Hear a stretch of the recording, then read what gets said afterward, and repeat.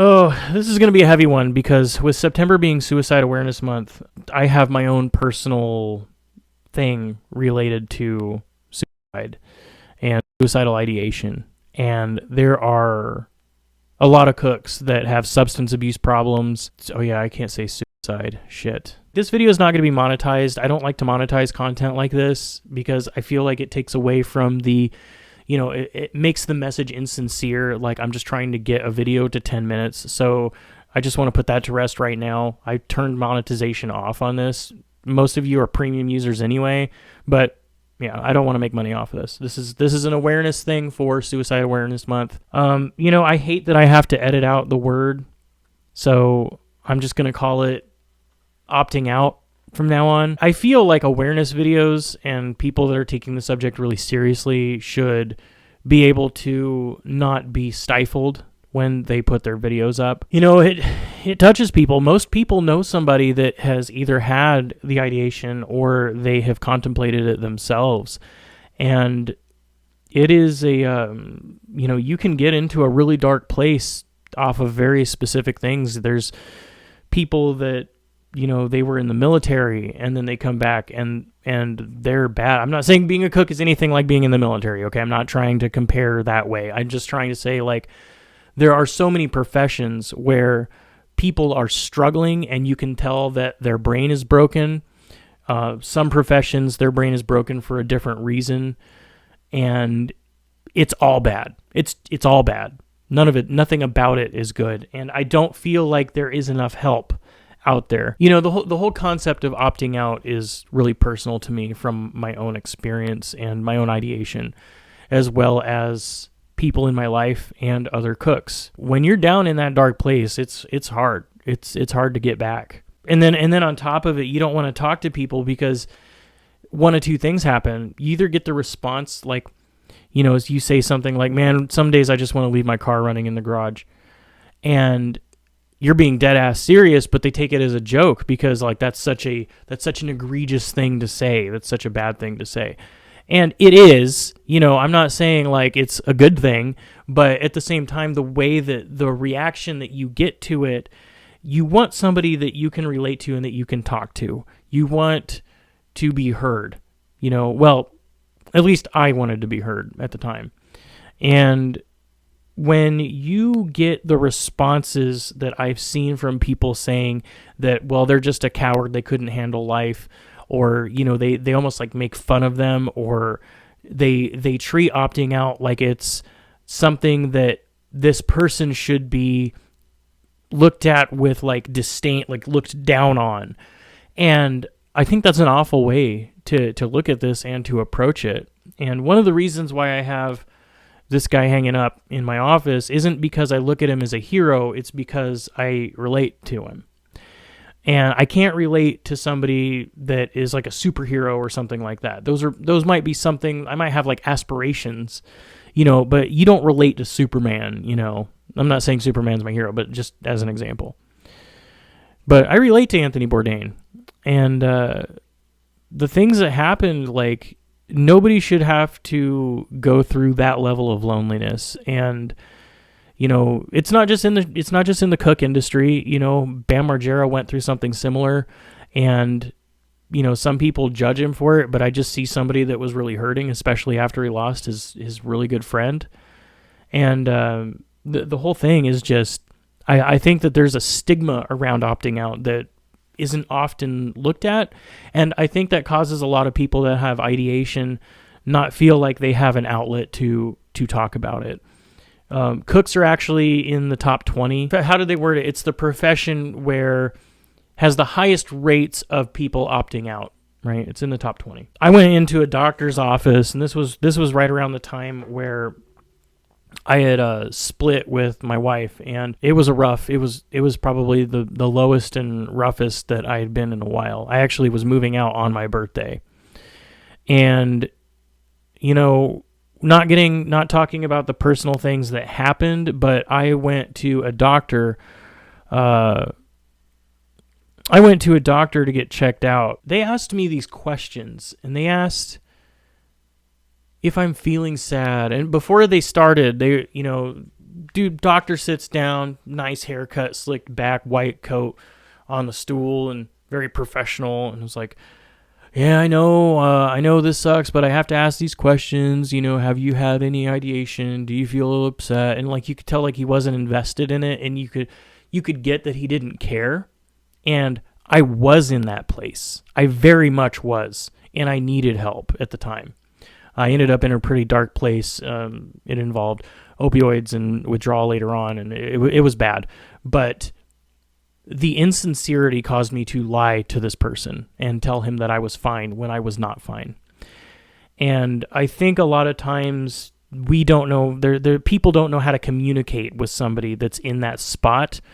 And they tend to gear towards things like, oh, it's not so bad, or, oh, you just need to get out more, or whatever. And it's more than that, especially for people that have like clinical depression, people that their brain chemically, there's something wrong with it. The health initiative at the clinic to try and help people with depression fails miserably when you have professionals that, like, I am couch crashing with my cousin, and I don't have a car, and I have to walk 5 miles to work.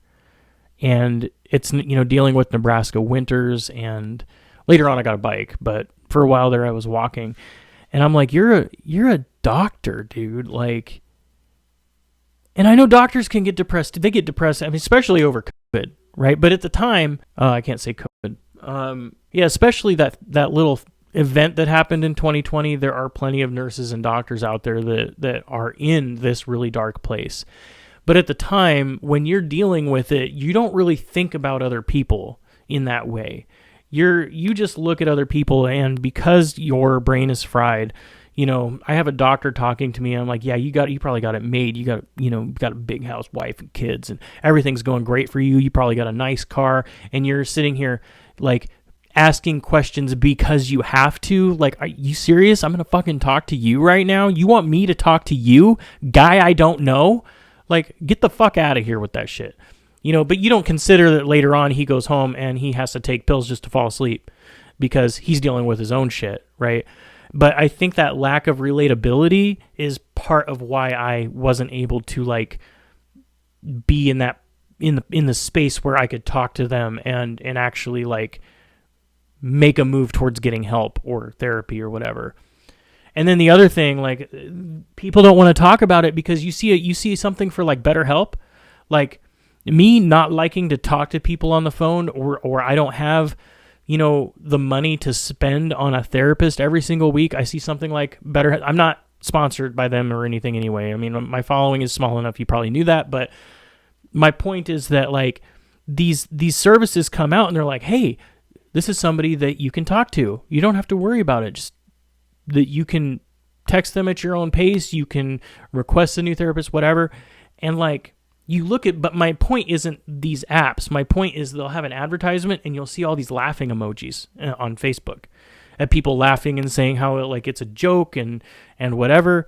And maybe it is. I haven't tried it. I don't know. But when I see that, it makes me not want to communicate or talk to other people. You see, like, I might talk to somebody that has had their own experience, that has their own problems, that I feel like I can relate to them, but I don't want to talk to somebody that's got their whole life together and they're just taking pity on me and like doing me a favor by listening to my problems. You know what I'm saying? One thing to watch. I'm gonna help you, since September is opting out awareness month. I'm going to help you out. If you haven't had to deal with this before, you don't know how to talk to somebody that's going through this, or you're looking for signs. Now, a lot of the problems that I have seen with the signs type of like listicles that they have, whether that's on Facebook or people on YouTube or doctors saying like, well, if this person looks like they're really mopey, they might be depressed and you might have to talk to them about their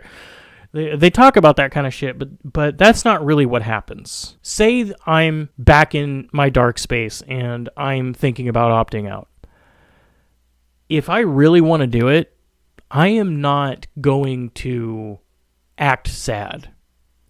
Most people, always exceptions, again, that's the number one rule, allegedly, most people when they get close to committing this thing, they will do some things, and there are some signs that you will be able to catch. The first one is it seems like they're being overly generous. It seems like they're parting with things that you thought that they would never part with. It seems like they're talking to people and saying things that are kind of extraordinary, and you never thought that they would say something like that before. Maybe they give somebody a guitar that they've had their whole life that they've just really cherished, and they just randomly just give their guitar away. They start giving things away.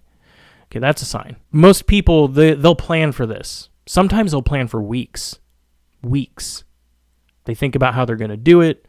They accumulate the supplies slowly over time. They don't talk to anybody about it. They'll whatever they got to do. There's a very specific example that I have that I'm not going to talk about, but there was somebody that they planned for a long time before doing it, and there were people that had survivor's guilt, and there was like this whole thing, like, why didn't I see it? So that's the first thing is they plan for a long period of time. Maybe they keep a journal, maybe they don't. They might be worried somebody's going to find it. But they've decided that they're done. So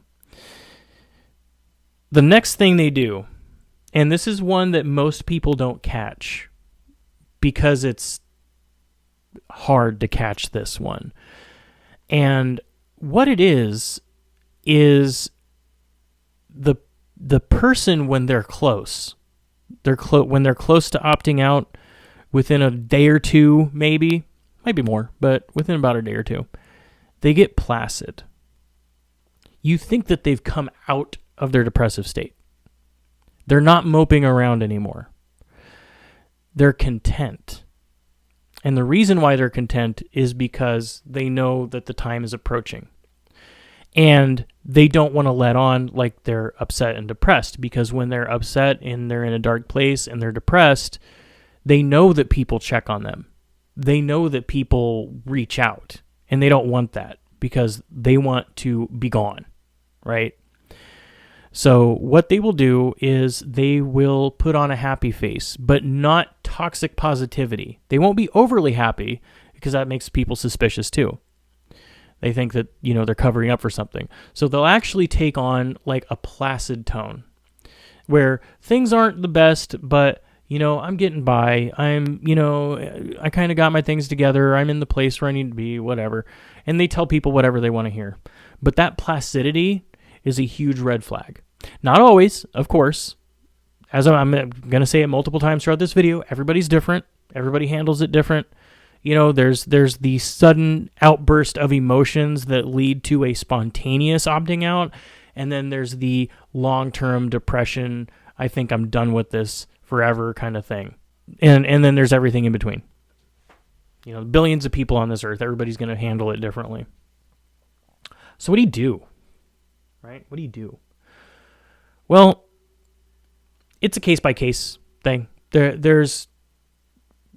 I'm not speaking from a place of knowing anything about what I'm talking about outside of my own experience. So everything you can take with a grain of salt. Apply what you think will work. Add your own opinions below on what you think would work. But what I've seen work the best is not when you helicopter over them and whatever. If you feel like they need to be committed, then do, like I said, do you. If you think that involuntary like admission into a hospital is something that needs to happen, then that's a decision that you're going to have to make. But generally speaking, as a one measure is you just need to be there for them and don't make it about opting out. Be that friend that is just in the car with them, drinking a coffee, cruising, listening to music, and just talking about whatever. They're immersed in this shit all the time. They don't need to be immersed in it with you anymore. And give them something to care about. Don't just tell them, oh, there's so many people, there's so much to live for. Don't do that. Like, that doesn't work with me. That didn't work with me. It's probably not going to work for a lot of other people. Maybe it'll work for some. But generally speaking, yeah. Be the reason they want to stay, is what I'm trying to say. Don't tell them that there are reasons. Be that reason. And then you'll have a shot. But I'll tell you something right now. There are people on this earth right now that have considered opting out or that are getting ready to opt out at this very moment right now. And no amount of call 988 or call this number or that number is going to fix it. No amount of helicoptering over them is going to fix it. Sometimes people get determined, and they will drive off somewhere up to a random town. They'll drive 6 hours away, or they'll drive over to another state if they have to, and they'll tape a hose and run the hose from the exhaust pipe into their car and finish it off. Like, they will do what they need to do. And the sad part about this is when they leave these other people behind, there tends to be this drive to, there tends to be like a survivor's guilt that takes place where you feel like, if only I had checked on them that day, if only I had seen this sign or that sign, if only. But you cannot do that to yourself, because at the end of the day, as somebody that is a survivor himself, what I'm going to say is that people will make these decisions with or without you. And you could be the most perfect person on the face of the earth and always be there for them. But sometimes people have just had enough. And I'm not giving permission for these people to do this in any way. I'm not excusing it. Obviously, there are other ways to handle these problems, but I'm just trying to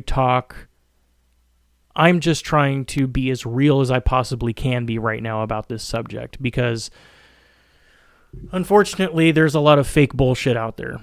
And there's this concept of dealing with this thing like it is like you need to fight a battle like you're a superhero and you combat their depression. Being that person, being the person that they want to live for, and giving them reasons to live, giving them the positivity that you want them to see, and really making sure to be genuine and sincere. The first time anything happened, I was 17, and that was 21 years ago, about almost 21 years ago. The life I'm living now, I never thought would have been possible.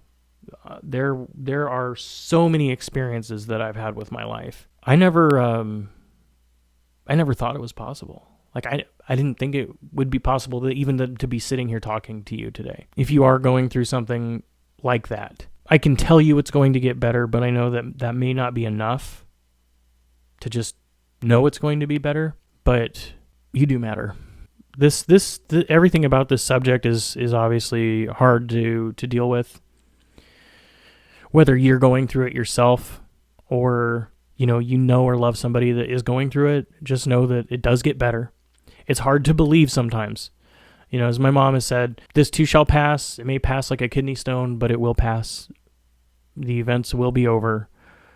And there's a lot of life out there that's waiting to be had. I do hope that you find the peace and the happiness and the joy that you are seeking, or that you would love to have, that you would like to have. And I do hope that the amount of crap that people go through, and the bad things that happen to people that get them in that position, or the lack of appropriate medical attention and medication, seeing someone break down is one of the worst things that you can go through.